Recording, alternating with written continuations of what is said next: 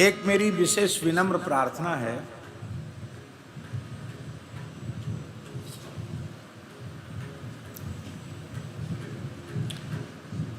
संस्कृत भाषा अपने स्थान पर है, उसकी गरिमा, उसकी महिमा, उसको किसी भी अंश में नकारा नहीं जा सकता। और ये हम सबका परम सौभाग्य है स्वामी जी कि हमारी मूल भाषा इतनी उन्नत है, इतनी विकसित है, इतनी समृद्ध है कि विश्व की समस्त भाषाएं इससे उत्पन्न हैं।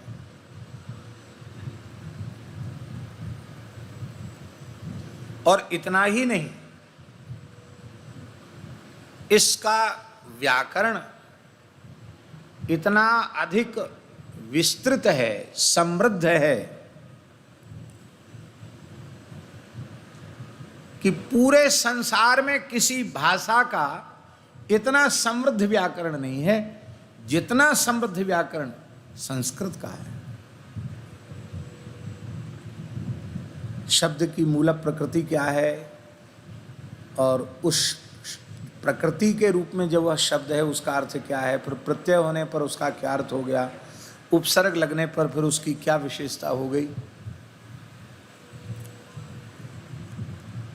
एक एक अक्षर का विचार।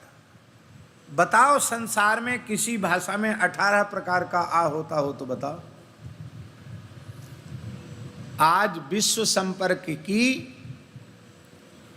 पूरे संसार में बोले जाने वाली भाषा अंग्रेजी है।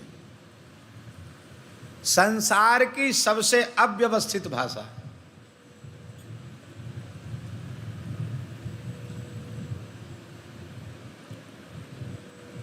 हम कहेंगे स्वामी जी लिखो, आज स्वामी जी लिखेंगे ए। अंग्रेजी में लिखना होगा तो आ नहीं लिख सकते आप। क्या लिखेंगे आप? ए। अरे भले आदमी जो कह रहे हैं सो तो लिखो। हम कह रहे हैं आप लिख रहे हो ए। हम कहें लिखो का, आप लिख रहे हैं के। हम कहें लिखो ला, आप लिखेंगे एल। हम कहेंगे लिखो माँ, आप लिखेंगे एम। ये कोई बात है? जो बोला जाए, जो सुना जाए वही लिखा जाए। और फिर अमुक शब्द की स्पेलिंग इसमें अमुक अक्षर लिखा तो जाएगा, बोला नहीं जाएगा। क्यों? बोले ये साइलेंट है तेरी जय तेरी। कौन सा अपराध क्यों बेचारे वाक्शर ने जो साइलेंट है गए।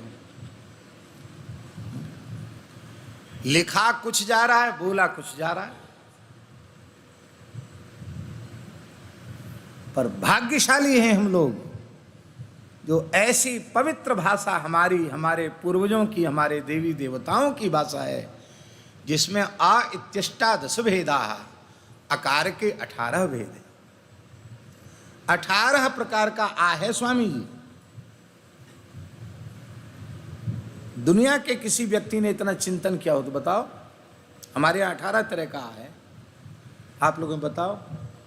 तो सामान्य लघु सिद्धांत पढ़ने वाला विद्यार्थी 18 प्रकार का बता देगा खड़े हो गए। न्यूंखा षोडश। न्यूंखा का अर्थ है प्रणव, ओंकार। ओंकार 16 प्रकार का है। आपने सुना है कभी? एक ही ओम समझें, 16 प्रकार का है ओंकार।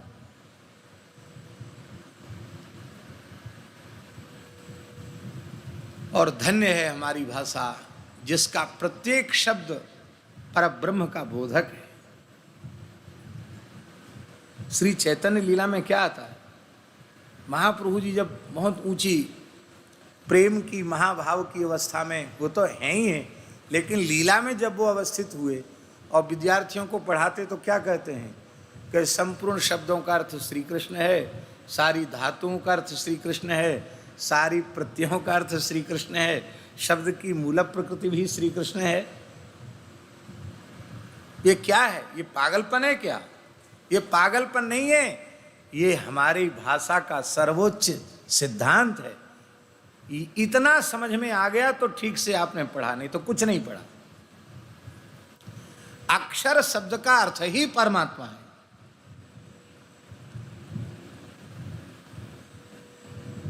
अक्षर माने परमात्मा।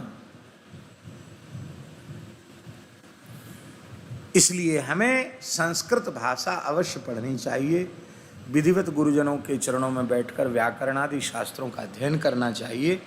ये हम बिल्कुल नहीं करें कि पढ़ना नहीं चाहिए, लेकिन एक बात बड़ी विनम्रता से कह रहे हैं कि पंडिताई अलग है और भाव का पक्ष बिल्कुल अलग है।